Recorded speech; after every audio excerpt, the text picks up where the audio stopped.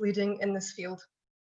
I'm sure many of you have pondered that if anyone had described how life would be in 2020 a year ago, all that has transpired would have been simply unbelievable. The impact of COVID on jobs, education, and personal freedoms has been absolutely staggering. The things we all love to do and took for granted, getting together with family, eating out, meeting with friends, taking holidays, going to college and university for our young people, our ability to travel and even entering into each other's homes has halted or been severely restricted throughout this year. For some parts of the economy, tourism, travel and hospitality especially, the impact has been really severe. While some businesses have been able to adapt, there's no doubt the pandemic's impact on our economy is having a massive effect on Scotland's labour market. With rapidly rising unemployment and fundamental changes to the workplace and education as we know it, we want to consider today the scope of the challenge we face and how we might mitigate these rapid economic and social changes on those who are most affected. Scotland faced existing challenges before the pandemic, with parts of the country, as we know, experiencing long-standing levels of deprivation, really high levels of child poverty, again in many parts of the country, demographic changes which saw an ageing population putting pressure on health and care services, public spend restrictions, and of course Brexit and a potential no deal on the horizon. Now, none of these have gone away, and it's clear that the pandemic has only served to increase existing pressures and really highlight inequality fault lines that run through our economy and society. So whatever we do in our rebuild efforts, we must also acknowledge and address these. So today we're going to hear from our speakers about what may lie ahead and how agencies, programmes and partners are responding. At EDAS, we see this as just the start of a conversation, and we're keen for our members to help shape these responses in the months ahead. Now, just before I introduce our first speaker, I just want to cover a few practicalities. To aid sound quality, we're keeping our audience muted during the speaker input, but can I encourage you to add any questions or comments you have to the chat box? And everyone will be able to see these throughout the speaker content, and also to the speakers will be able to see these as the event progresses. And we've also allocated time for questions after each of the speakers has completed their presentations. So without further delay, I'd like to introduce our first speaker, Chris Brodie, who's Head of Skills and Planning and Sector Development at Skills Development Scotland. Chris leads a team of more than 40 staff who are responsible for developing a robust evidence base to inform the skills system in Scotland. His team supports skills planning across all regions and across growth and other key sectors to drive a stronger alignment of the skills system with the needs of the economy. Chris joined Skills Development Scotland in 2012 and has 20 years experience in economic and skills development, previously as Managing Director of Slims Consulting, which I'm sure many of you would have used in the past, and with UK economic and regeneration consultancies. Chris will share an insight into the changing nature of the labour market and Skills Development Scotland's response, and really set the theme for the presentations that follow this morning. So over to you, Chris, and thank you for being here.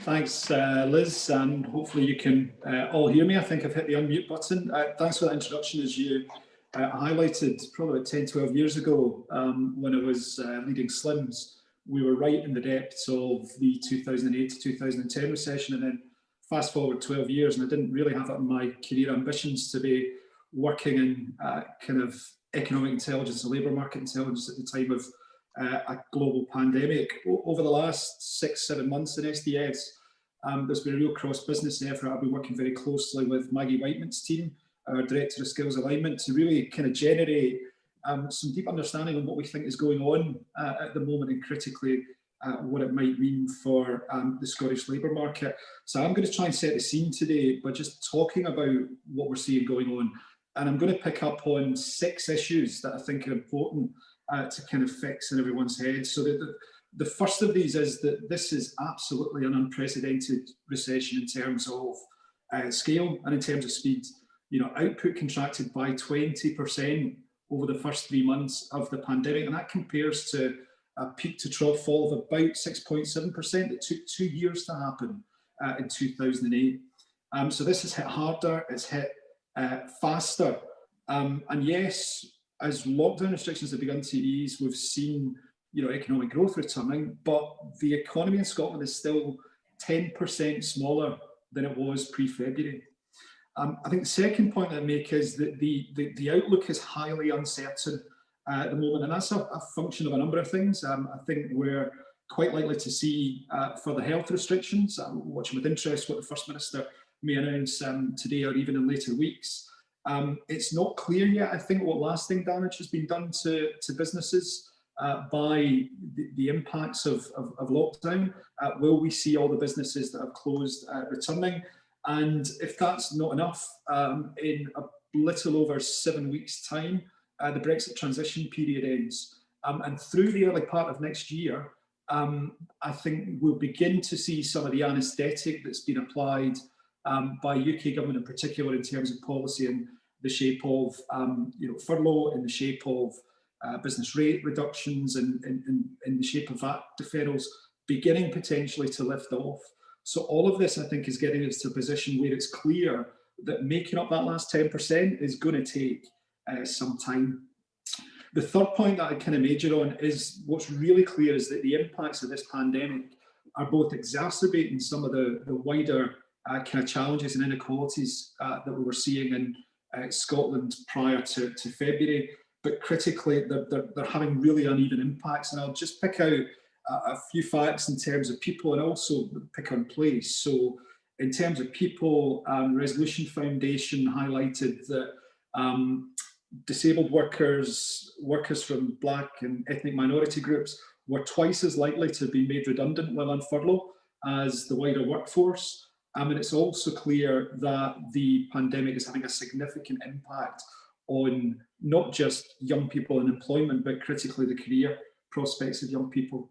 In terms of place dynamic, in the early days, quite rightly, I think we were very concerned about the impact that the pandemic would have on rural areas, given their high reliance, particularly on tourism. I think we really need to be thinking about the impact of the pandemic on our cities, and in particular our city centres. I was on the Glasgow Economic Leadership call last week, and some frankly terrifying statistics about where Glasgow city centre is at the moment, and I'm sure these are played out across other city centres, but weekday footfall in our city centres is about 14% of what it was prior to February. The occupancy rate for Glasgow hotels over the next 90 days normally sits at about 85%, 90% at this time of year. It's sitting at 10%. And in terms of Glasgow Airport, they expect to process something like 2.2 million passengers this year. That's down 6.5 million.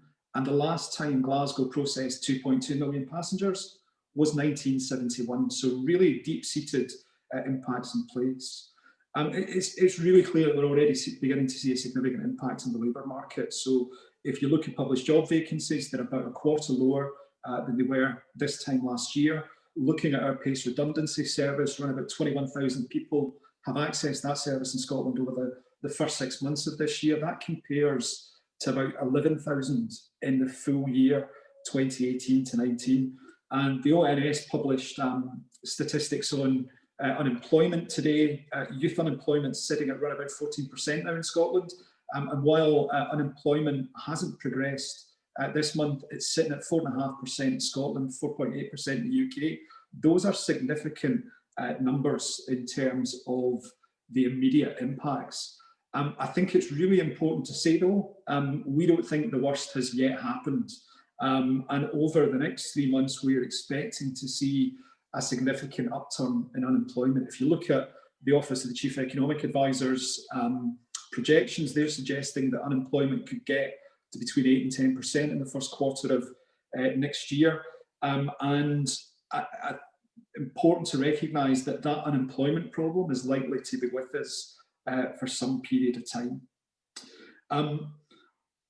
Final point I want to make is to be really clear, and I know Sandy's going to talk about the work the Scottish Government's doing in respect to young people, but this is a labour market crisis which is going to impact on a wide range of people. So it's quite right that we're focusing on young people. And an average year in Scotland, around about 46,000 young people move from school, from college, or from university directly into employment. And it's clear that those employment pathways are going to be really challenged over the next kind of year or so. Looking more widely, if these unemployment forecasts come to pass, and while we hope that they won't, we need to plan that they may, we could be talking about 200,000 people facing unemployment in Scotland over the next 12 months. And a significant proportion of these are going to be older workers as well. So yeah, we need to focus on the needs of young people in particular, but important to recognise that this crisis will play out across other groups. I've probably done a wonderful job in terms of depressing you in terms of the scale of the challenge that we face. So let me finish on a couple of what I think are kind of bright spots or things that we need to look at. The first is it's clear that the labour market's still generating jobs at the moment. So I talked about vacancies being smaller than they were 12 months ago. I think it's also important to say that the nature of jobs that we're seeing at the moment are quite different. So there are obvious opportunities around health and social care. Digital has remained strong and surprising given the nature of the pandemic, and we're also seeing lots of jobs emerging in logistics and delivery, etc. I think we really need to look to the midterm, and I mentioned it a few moments ago that what the pandemic has done is exacerbate some of the inequalities we've seen. Some of the challenges that we were wrestling with as a country will not have gone away, and I think Scottish Government's emphasis on the climate emergency and building back greener gives us a big pointer in terms of where we will see jobs emerging in the green term and in the mid-term in relation to green jobs.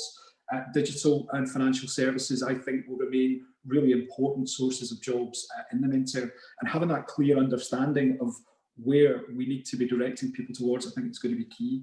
The final point I'd make is, in the face of the scale of the challenge, what's really clear to me is that the ability to address this goes beyond one agency, one part of government, or indeed employers. And what is absolutely going to be needed is a strong collaborative effort. And one of the things I have kind of observed over the last 3 months is, we're really well placed in Scotland to do that, but absolutely our enterprise agencies, Skills Development Scotland, the Funding Council, colleges, universities and employers all recognise the scale of the challenge and are all collaborating to meet it.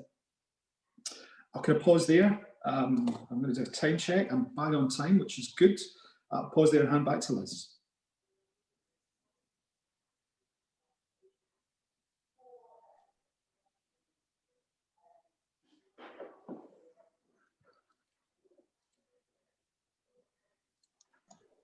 I think I'm back. Can everybody hear me? So having a bit of a problem with my mute button there. Sorry about that. Chris, thank you so much. That was a really good overview. I think obviously challenging for you in terms of setting this up to build a positive and I suppose an optimistic tone going forward, but I think we needed to hear the facts. We need to know what we're dealing with here, and you're right. Perhaps the midterm is where things may start to turn a little, but we're definitely in for a significant degree of pain for the shorter term.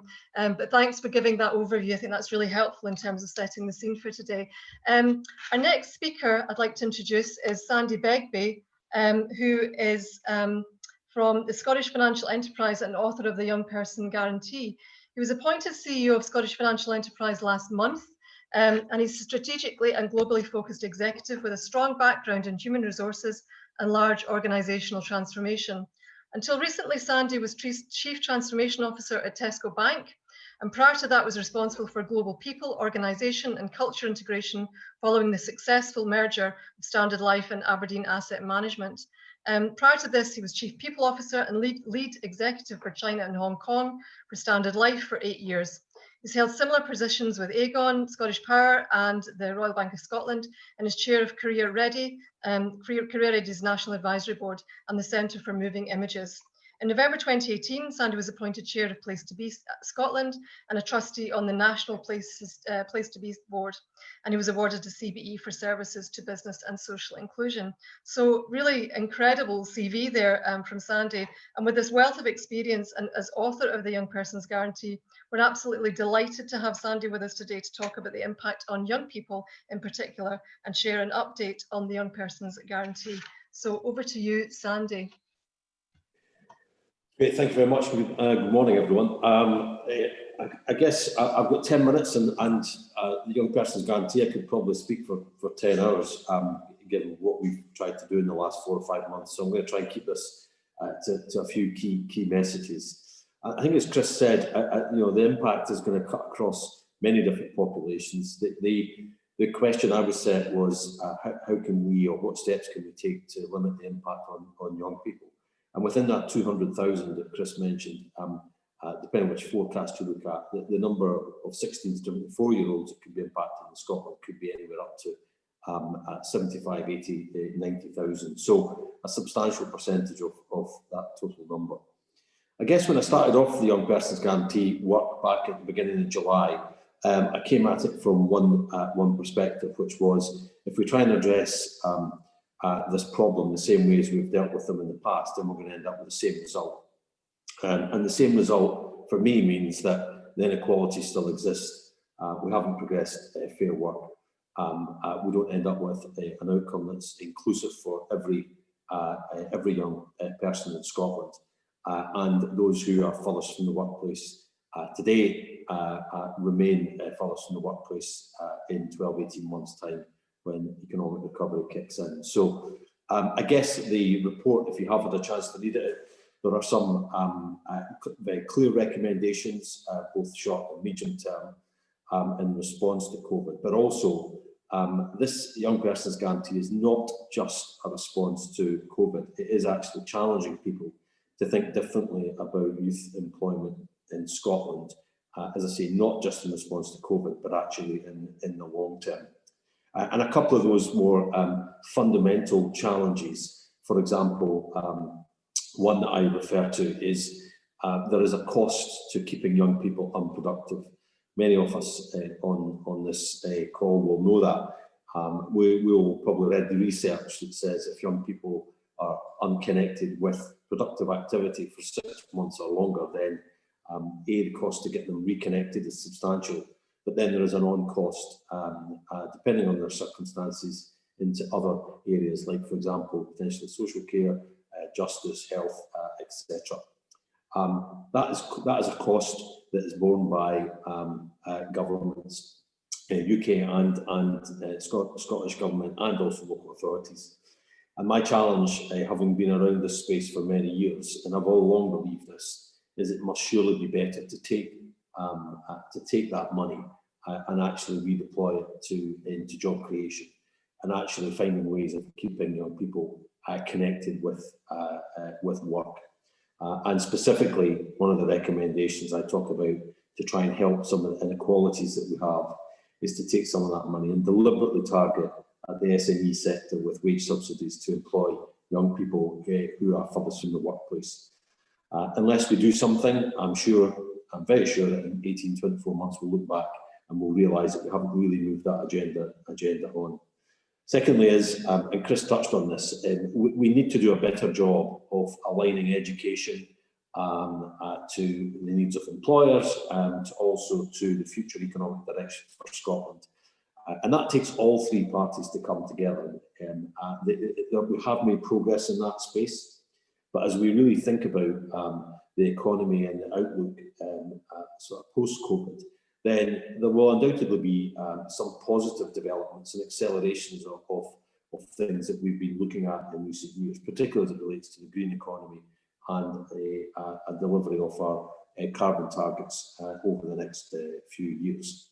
So how do we think about the skills, the job creation that comes on the back of that? As I've been going around lots of employers over the course of the last 4 or 5 months, there are some employers sitting with substantial amounts of capital investment that would have substantial amounts of substantial impact on jobs that we need to find a way of unblocking, accelerating and moving forward. A couple of other things I found quite interesting and quite fascinating when I was going around, as I say, employers. Our current forecast for insulating all houses in Scotland to the level that we would want to achieve the carbon targets that we've set would take us around about 25 years. The constraining factor there is actually labour. Quite simply, it's a labour-intensive activity that has a positive impact on the environment, but we simply haven't been able to get enough people who would be employed doing that job, given the labour market has been so tight over recent years. And the same applies to electric charging points. Talking to the Scottish Powers and SSEs in the world, they would love to be able to deploy that much quicker. And how do they then bring in particularly young people and train them up with the skills that are necessary to do that. So there could be some positives. I know Chris has said that he's been very balanced in it. I'm going to give a slightly positive angle for the group. There are areas where we can look to accelerate some of the needs of the country in terms of its future economic direction. And within that, we can start to address some of the inequalities, we can be more inclusive, and we can also follow fair work, living wage, and that is also underpins a lot of what's said in the Young Persons Guarantee report, which is really trying to make strides forward in that living wage economy. I think also and again, Chris touched on this, there are areas in the economy which we don't read about in the news because they don't make headlines, that actually have come through this relatively well. There were skill gaps that existed pre-COVID and they still exist today. So data scientists, data engineers, in the AI space, transformation, automation space, tech space. We had skill gaps back in January and they still exist today. When speaking to some universities and colleges, they could produce more data scientists, in fact, substantially more than they currently do. And speaking to employers, they would actively recruit them. So you do have some real opportunities in that space. And one of the trailblazer employers last week on the launch of the Young Persons Guarantee was Capgemini, who are looking to create 350 jobs over the next 18 months in Scotland, many of which will be targeted at younger people. So that whole understanding what skills we need in the future, the type of industries that are going to be core to the future, how existing industries also make that transition to be much more environmentally focused, that will create jobs, and we need to understand that then better, and then we need to align education behind that. So that, I think, is an opportunity that sits on the horizon. Another part of the report that I think is really key and links to this is the provision of high quality, consistent career advice to young people at a much earlier age. I think it's fair to say, without getting into the detail, I think during my research it was quite clear that the quality of career advice, there are some great examples that are delivered, but also there are some real inconsistencies and some gaps. And also the delivery of that career advice much earlier in a young person's life is going to be key. We all know that the world is accelerating faster and faster all the time. And by the time even young people are making choices at 16, 17, if they do go on to college or university, what type of jobs are going to exist in 3 or 4 years' time? But of course, as we know, young people are making choices at a far earlier age, and they're influenced obviously by teachers, parents, etc. And if we're honest with each other, then in areas like, for example, many of the STEM subjects, we really haven't moved the dial on young females, for example, coming in to study for those subjects. So how do we get that quality advice on what the future may look like, what type of jobs are going to exist, what type of skills are going to be needed in the future, is another one of the core recommendations. And then finally, the final thing I would just point out in terms of where we are with the Young Persons Guarantee, it was launched last week. We've got an implementation plan. We've broken it up into work streams, and they're all progressing. Some of them will be harder than others because some of them, as I said earlier, do challenge people to think differently about how existing monies and how the existing system operates. But one thing that cuts across all the work streams is a horizontal work stream that we've put in place around inclusion. And we've done that deliberately so that all the work streams that I'm delivering the Young Persons Guarantee have an inclusion lens attached to it. And by doing that and having a clear set of outcomes, we really want to look back in 12, 18 months, 2 years' time, and hopefully have seen some real progress in, for example, as Chris called out, employment for black ethnic minorities, for young people with disabilities, for also young people who come from the most disadvantaged backgrounds, where third sector organisations are helping them into work. So a real success for me from the Young Persons Guarantee will be to look back, as I say, in 18 months' time and actually see some real progress in those areas. So we end up with a much more inclusive outcome for young people, but also one that's underpinned by fair work and real progress with the living wage. So thank you very much. Thanks very much, Sandy. I think that was really, really helpful again in shining a light on, particularly what's happening around the plans for young people going forward. Fantastic that you're just pretty much spot on in terms of time. So we're going to move on to our next speaker, our final speaker for the morning. And this is Pamela Smith, who is Employability Partnership Manager with the Improvement Service. Pamela has worked in local government for over 32 years, starting off in community enterprises, credit unions and community regeneration, before moving to employability and skills.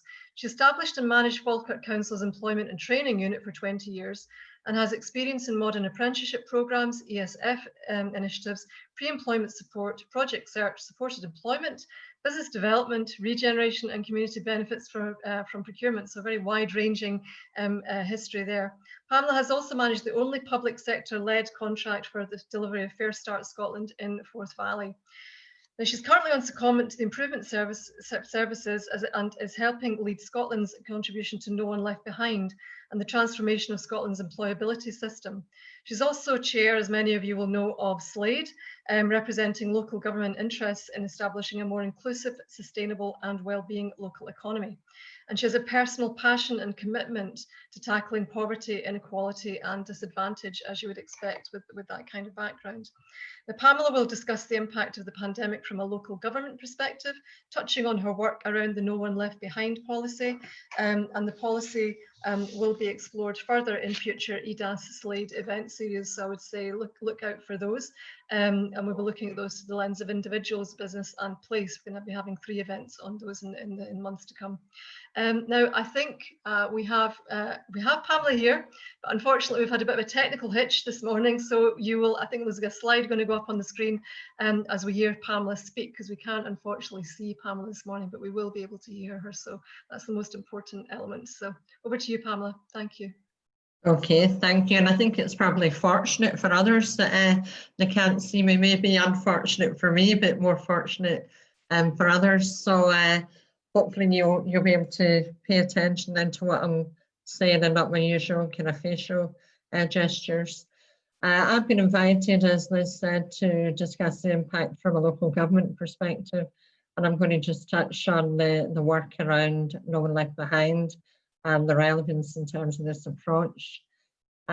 Before I do that, however, I'm taking every opportunity and would like to acknowledge the critical role that local government has played, both in the initial response to the pandemic and the ongoing recovery efforts.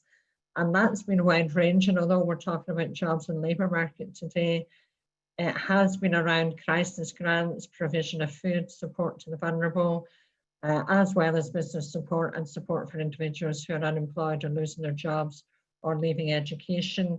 And we've had to deploy all our resources to these frontline priorities. And in that process, that response required a number of new collaborations, as Chris has touched on. So from it, as a consequence, there's been greater partnership working, not only across and within local government, but with a wide range of sectors and organisations that we've came to rely on. And that's demonstrated also a newfound agility as procedures were streamlined and actions accelerated. And some of these changes took place in weeks, which would have ordinarily taken us years to get through our normal systems and process. So I think there's some lessons being learned in terms of approaches for moving forward.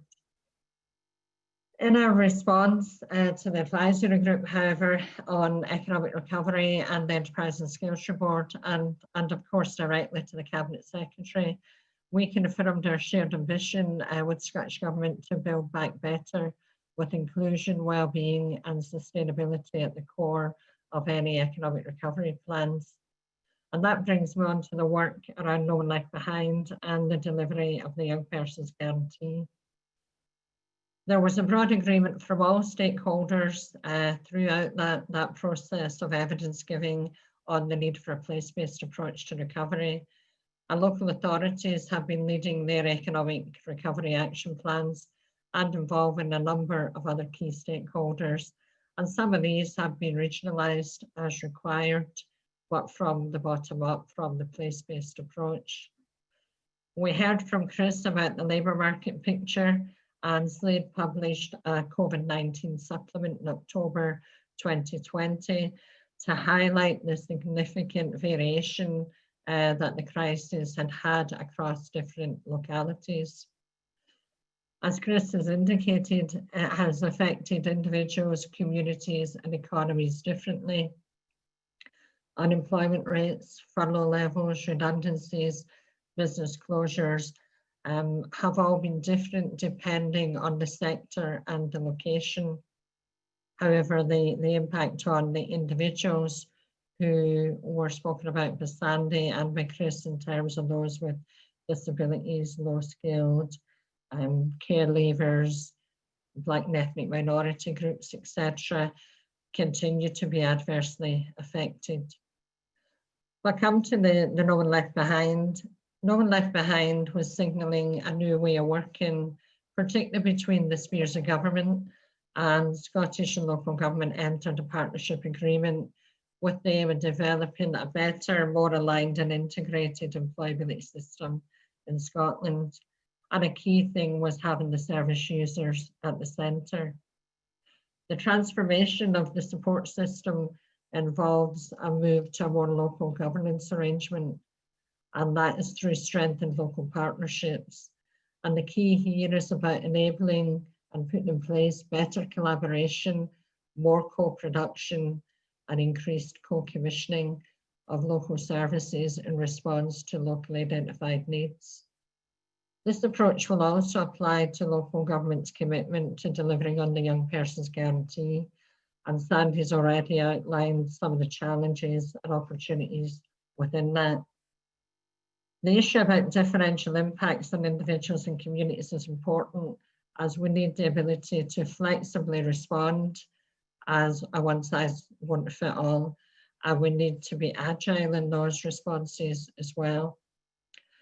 Touching on No One Left Behind, this was a creation of a move towards an all-age employability service, coming at the end of 7 years of a youth employment strategy, where we had thought we had achieved a number of the overall ambitions around reductions in youth unemployment. However, it's important to note that those most disadvantaged groups of young people, their outcomes had not really improved. Hence the move to a more targeted support and some of the inclusion lens referred to by Sandy. And I think that's critical in terms of some of the investment priorities and some of the programs and initiatives that we look to design in response to the youth unemployment. Similarly, and Liz mentioned this in her introduction, when unemployment was at its lowest, we witnessed increased inequality, and we witnessed increased child poverty, hence the Child Poverty Action Plan. So in general, in a more buoyant economy, the outcomes for many individuals and for many communities were still poor, and they are at higher risk of being left behind. No One Left Behind aims to support an inclusion-first approach and a place-based approach, support the systemic changes and how we design, deliver and evaluate services. This will also be applied to the delivery of the Young Persons Guarantee. However, it's recognised that the impact of the pandemic will make this more challenging, as there is a risk of employable young people and employable older people finding themselves made redundant and unemployed as jobs disappear. Therefore, we need to ensure that our approach does not further disadvantage those already finding it difficult to secure and progress work, while supporting people to transition and secure continuous employment. And again, there'll be different circumstances across different areas.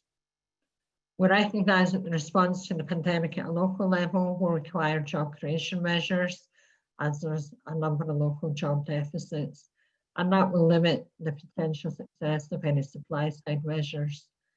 Again, what's required in many local areas will vary, and to what degree measures need to be regionalised will also vary. Sandy mentioned the employer recruitment incentive, and indeed these will be delivered by local government across Scotland, responding again to local needs and circumstances.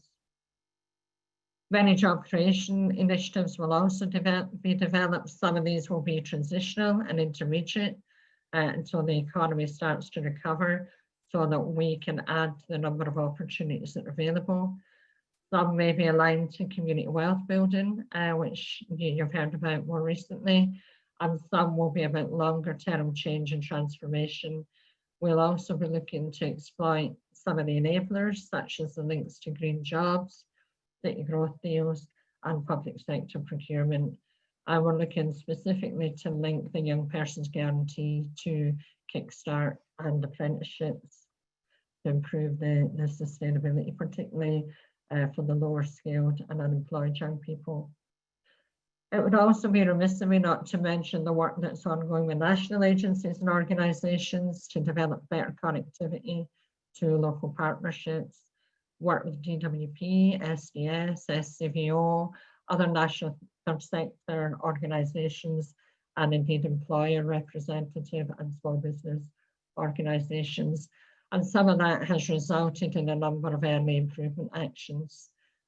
I've tried to keep this brief, but I'd like to conclude by saying the main challenge for me in this conversation piece is how we ensure a more inclusive approach to delivering fair work, not only for all, but especially for those who need more support to achieve it, and truly close the inequality gap and avoid leaving anyone left behind. Thanks, Liz. Okay, thank you. Thanks very much, Pamela. That was a very clear whistle-stop tour, but very clear outline of where things are at and where things are going with no one left behind.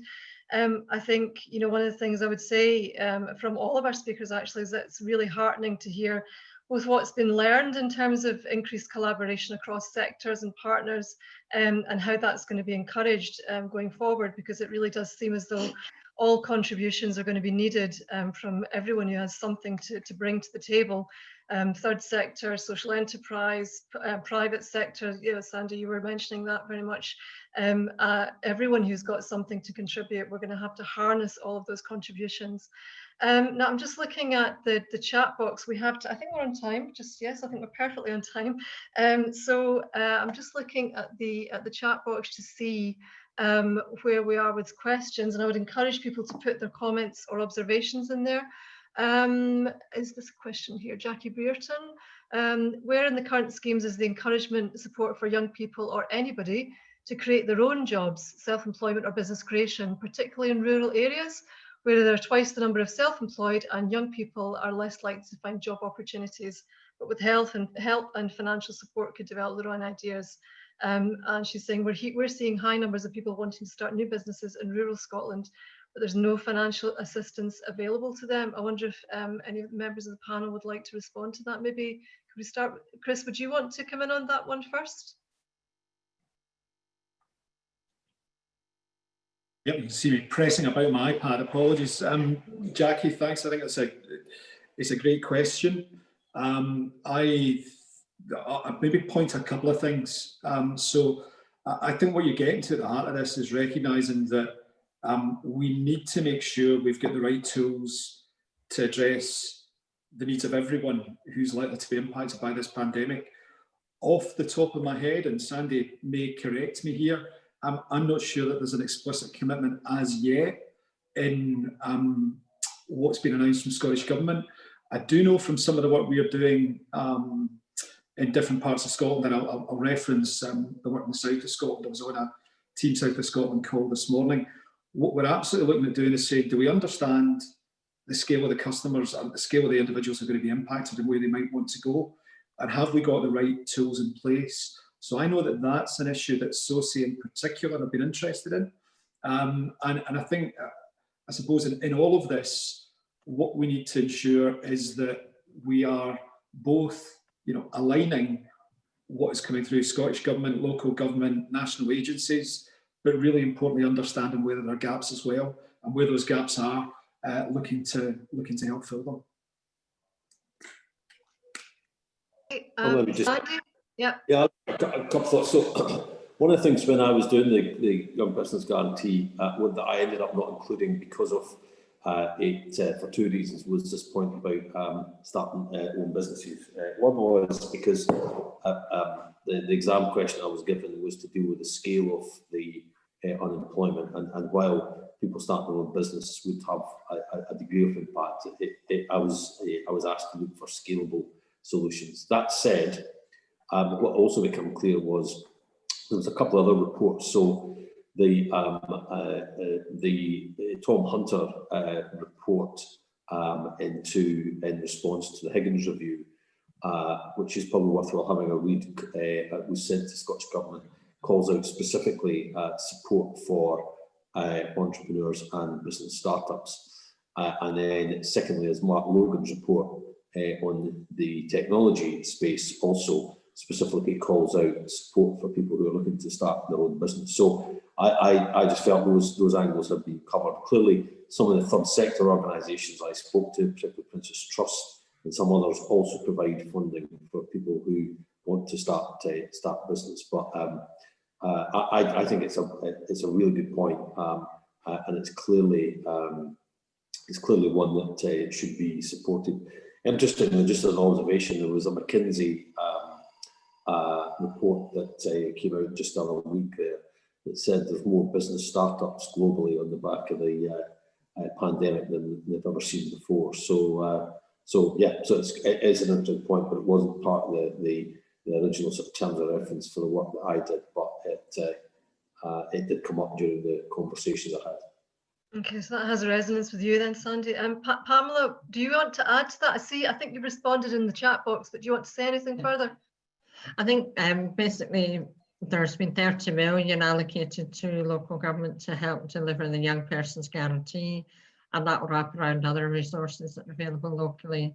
And it's for the local employability partnerships to look at how best to deploy that money in terms of meeting gaps and stimulating new activity. And indeed, there are some local authorities in Aberdeenshire, in Highland, Argyll and Bute, that have been looking at self-employment and how they align that to what's already in existence. It isn't about setting up any new infrastructure. So again, we can give you the employability leads contact details if anyone wants to know what's being proposed in particular areas. Okay. I'm just going to move on to the next question now in the chat box, which is from Charlie Woods, who's asking, saying he'd be interested to find out more about employment grant schemes to stimulate demand. Have you got any thoughts or comments on that to the panel? Again, I don't know who wishes to go first. Chris, perhaps? This is the curse of having your first name as a C at the start of the alphabet. Okay, I'll kind of tee off. Thanks, Liz. I think the first point I make around all of this is the incredible pace at which things are moving in terms of the announcement of the additional support from government and how that's flowing through into kind of different agencies. I did a bit of work for the forestry sector last week, looking at the different incentives that are available, and I think it's fair to say at the moment it's a patchwork, and I think that's not necessarily a bad thing. So as Pamela's highlighted, we're beginning to see the emergence of some local employment recruitment incentives emerging through local government. If you look at the Adopt an Apprentice programme, that provides an incentive in terms of a £5,000 payment to the employer to recruit a redundant apprentice. You could view the Kickstart programme as in itself an employer recruitment incentive, in that an employer is potentially paid up to £1,500 to recruit, albeit some of that goes into training, but you've got a wage subsidy element supporting young people for 6 months. I think it's fair to say others are likely to emerge over the coming months. We've been looking at the options around could we incentivise apprenticeship recruitment potentially in some areas that we know are going to be really important in the midterm. But I think it's largely a case of things are moving pretty quickly, but also kind of watch this space. Okay. Anybody else want to come back on that, Sandy? Yeah, I would just mention a couple of points. I'm not going to really repeat what I said earlier, but I've challenged governments to think about the cost of keeping young people unemployed specifically, but that principle applies to many other groups of people who are unemployed, and whether or not they would be better used to create a fund that would encourage and stimulate demand. Secondly, another thing I would add to what Chris has said is, which has been part of the work, is clearly infrastructure investment with private and public sector has a big part to play in the medium and long term. And that is moving pretty quickly. The Scottish Government's got its infrastructure investment plan out for consultation at the moment. And as I found, there's a number of businesses who are keen to make some significant investments with the right approvals in place that would have a substantial impact on the demand side. So I think both public and private sector coming together on some of that infrastructure spend, and also how can we best leverage the city deals that are in place, not reopening the content of them, but looking at ways in which we could accelerate the spend, which is an ongoing conversation as well, which again would have a direct impact on the labour market demand. Okay. Okay, I don't know if Pamela's wanting to come in at all, but I'd like to kind of just maybe broaden this out a little bit as well, because I can see there's some commentary coming in about the fact that, understandably, it's not just about young people. You know, there are lots of people over, thousands of people over 50 who are affected by this. Lots of women in that category. You know, someone's commenting on the pensions dispensation. I suppose there are so many potential categories of people who are clearly not coming off well as a result of what's happening in our economy. How do we, I mean, maybe just want to ask the panel now, how do we make sure, you know, through these local initiatives, I mean, clearly some of this has been devolved downwards in terms of decision making, but how do we make sure that we do include everybody, you know, who needs that support and that help? You know, is there potentially too much of a focus going on to young people? Understandably, but you know, Chris, you were talking about the impact on people with disabilities, which is really shocking when you hear those kind of statistics coming in and the impact of the furlough scheme. So how do we make sure there's a balanced approach that does actually support? There's a limited resource going to be there, but how can we make sure that actually everyone who needs to be supported has the best chance of getting that support? So rather than kind of respond to that theoretically, I'm going to talk about some of the work that we're doing with local and regional partners at the moment, and it's kind of got 3 stages, and 2 of them are quite heavily based on, you know, evidence and insight, and this is very much a 2-way process that we're going through with local and regional partners. So the first question we're looking to answer are, where are the jobs now, and where do we think jobs are in the midterm? And we've been doing a series of engagements with colleges, SOCI, local authorities, to say, can we get a shared picture? And I'm not a science, we don't need to know that we need 12 plumbers next week, you know, in Auchtermuchty. We just need that sense of where jobs are. The second, that it's to that question that I was hinting at in my introductory remarks, have we got some sense of the scale of the impacts on different customer groups? I'm using the phrase customer groups, I know that sounds very private sector, but do we know how many young people are going to be affected who, you know, we're maybe going to go into work but can't? Do we know how many people are coming out of university who are expecting to go into the jobs market but can't? Do we know how many people are going to be made redundant, in particular how many older workers are going to be made redundant? And I think, again, coming to that picture on, do we understand, you know, this is a really thorny issue that we've got, but do we know who it's going to impact? That's critical. The third bit's the hard bit, and that's to have honest conversations about reflecting on the pace that we've all moved at, and reflecting on, you know, the tools that we know at our disposal. SDS primarily thinks about apprenticeships, you know, colleges will primarily think about, you know, their provision, etc., etc. Can we actually aggregate that and look across the customer groups, look across the jobs and say, have we got the full set of tools that we require? Now, where we are getting to in that conversation is we might be 60, 70% of the way there.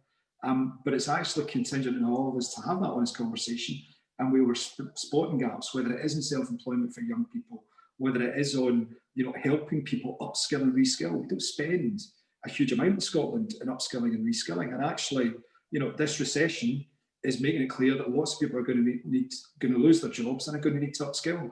So we need to have these honest but difficult conversations about where we place, our investment in skills to get that return for the economy, but also for people.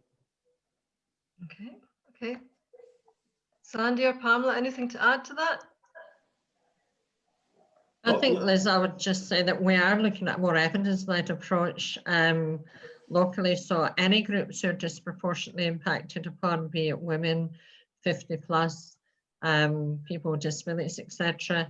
The whole ethos of No One Left Behind is to ensure that anyone disproportionately or adversely impacted upon.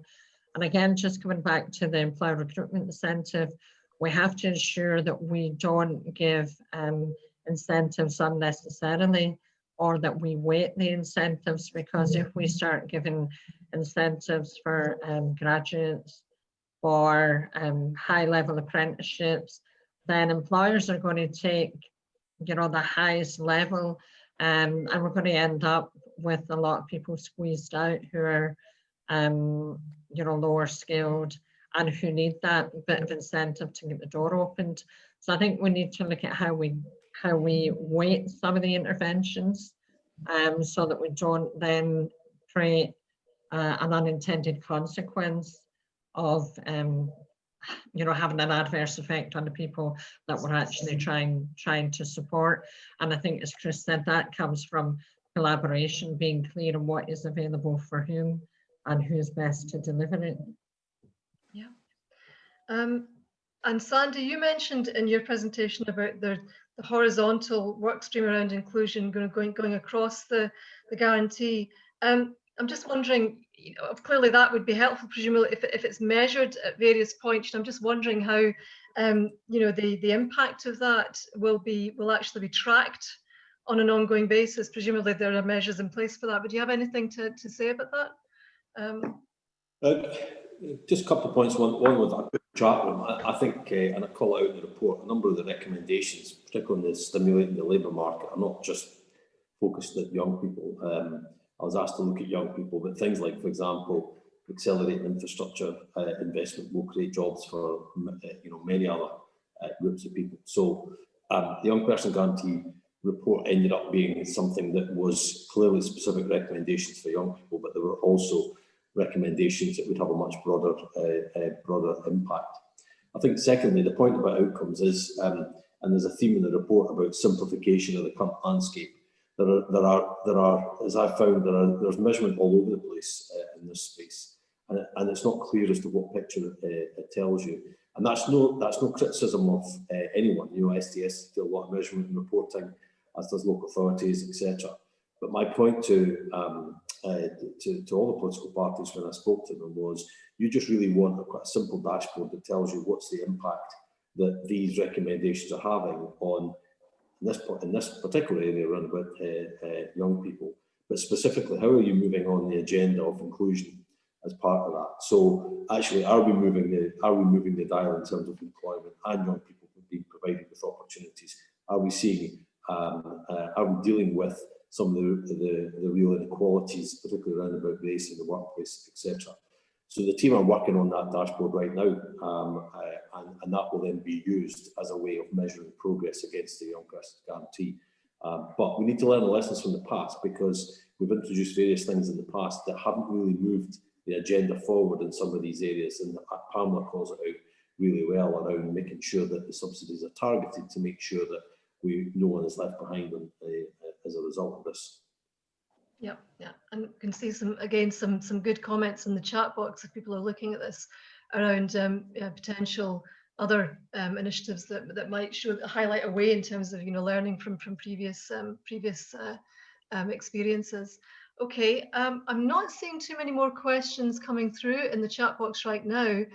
I suppose just maybe to end and wind this up, I just would like maybe some reflections from the panel on kind of the future of work, but to an extent based on what Chris was saying earlier on, there's kind of stark statistics that he was identifying, that was just about Glasgow, but clearly I think other cities across the country could well be the same. And there was in fact some, I think on the radio this morning, if anyone was listening, there was some commentary on you know, the fact that a lot of people are working from home now, don't really want to go back into the office again. You know, they're actually quite happy, you know, with arrangements. So those that can do might be able to. We're seeing a real kind of transition and transformation potentially in what our workplaces and what the workforce might look like. And I suppose just maybe to round things off then, how optimistic are panel members about what lies ahead in that regard? Are we you know, we're living in a new norm right now. So I don't know really what, you know, in a sense, will we ever go back to the way things were? There's a sense that we probably won't. And my fear with some of this is that some of those there are many of us who are able to work from home. That's great. We're well off. We're well catered for. But actually, it's only kind of potentially, you know, forging those greater divides and inequality for those who can't. So what do we do about that? Yeah, I'm going to go first. I've looked into this quite a lot, and a lot of my new job as a lot of members, this is number one on the plate. I think the sort of central scenario I'm hearing is people will end up some sort of hybrid model where people have a mixture of working at home and in the office. That said, either end of that, there's sort of two bookends. There's people who clearly like to work from home and could work from home pretty much 100% of the time. But then there are also groups of people who actually can't work from home or don't want to work from home at all. And I think we need to be really inclusive across all that whole entire spectrum, particularly those who want to be in the office, whether it's for mental health issues, well-being issues, etc. I think these are really important factors. I think also the other thing that's come out, which is quite interesting, is as we've seen inside people's houses and various other things, is in some ways it's reinforced some of the inequalities that we've got.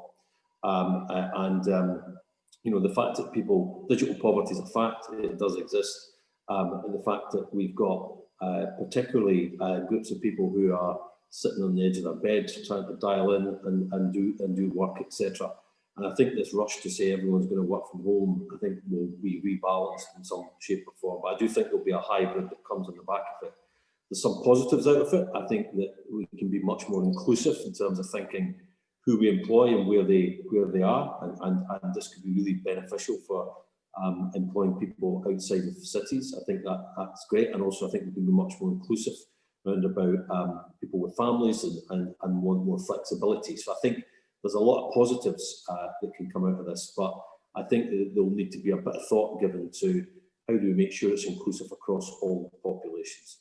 Okay, thanks, Sandy. Chris, Pamela, do you want to come in? Listen, I'll maybe just come in. I'll begin by just kind of absolutely agreeing with Sandy's point about kind of inclusivity. And I think the reality of kind of working at home probably only applies to you know, 30–40% of the workforce, and actually folks are typically in, you know, better paid jobs where they can absolutely, you know, have that ability to work from home. I think going back to the Glasgow comment, and this is not a comment on Glasgow at all, because Glasgow's the city I was born in and I love, but I am worried about the future of city centres, and I'm not worried in a sense about you know, whether they will still be high value businesses based in Glasgow.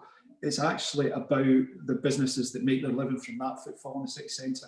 And if city centres are no longer a kind of hub for office workers, and we're already seeing changes in terms of, you know, I think the pandemic has exacerbated the shift away from on-street retail. It brings into question, you know, some of the models of how city centres, modern city centres, are constructed. You know, Glasgow's based on Glasgow's economic strategy over the last 15 years, has quite rightly been focused on high quality retail offer, major events and conferences, and all, you know, the kind of hotel investment and restaurant investment that goes around that. And that's generated a huge number of jobs for young people, for Glaswegians, and lower skilled jobs. So I think, you know, there are some big questions about where, you know, job opportunities are going to continue to come from. I'm reminded of our discussion in the pre-call about trying to be optimistic as well. The flip side is true for rural areas. And if you get digital infrastructure right, what this has proved is that you can pretty much work from anywhere if your broadband holds up. So I think there's a flip side. Some places are going to be facing some significant mid-term questions they need to wrestle. For others, there will be opportunities. Yeah. Okay. Pamela, finally, over to you. Yeah, I mean, I agree with everything Sandy and Chris have said. Just putting another dimension on it is we are saying we're committed to this ambition of building back better with inclusion and wellbeing at the centre. How much will that hold up when we become job desperate and we look at jobs at any cost, particularly when we're grappling with the impact of Brexit? We don't know what the long-term impact of COVID-19 is going to be, and will we lurch back to any job as opposed to the fair work and the building back better with well-being at the core. So I think that's just a risk for me, that we might end up sacrificing some of the principles just to get some employment, and the inequality rates will continue. Okay, thank you everyone. I think actually those final comments kind of tee us up pretty well for the future EDAS-led events that we're planning, which will look at individuals, businesses and place, because everything is interconnected. So excited to see what will come from that, and I hope that those of you who've been able to attend this morning will certainly be able to come to those too. In summary, I suppose I just want to thank all of our speakers, Chris, Pamela and Sandy, who've taken time out of their really busy schedules to present this morning. Of course, thanks to our EDAS team, Elaine and Alison, who organised and supported the arrangements of the event and have supported throughout. And last but not least, all of you for obviously attending and participating this morning. I hope you've enjoyed the conversation. And I hope you've got something from the conversation, and that you'll go away and reflect on what's been shared here, and that it will inform the work and the thinking that you're taking forward in your roles as over the months ahead. We will share this event. I believe has been recorded, so we will share the event and a whole range of other information, key links, thoughts from the chat box, etc. And that'll be available on our website shortly. And I suppose I just want to flag up, I think, do we have any events, Alison, that we want to just flag up in terms of potential members wanting to attend? I think there's an appraisal course coming up that some of you may want to have a look at. That could certainly be helpful for any of you who are planning any kind of evaluation work in the months to come. So hope to see you all again soon. Many thanks for your time, and as I say, I really hope you found it interesting and useful, and there will be further events ahead, so we will keep you posted on that. We'd obviously love to get your feedback, so please also tell us what you would like us to cover if there's anything that we've been missing, and we will continue the conversation with you. Thank you. Take care, everybody, and stay safe.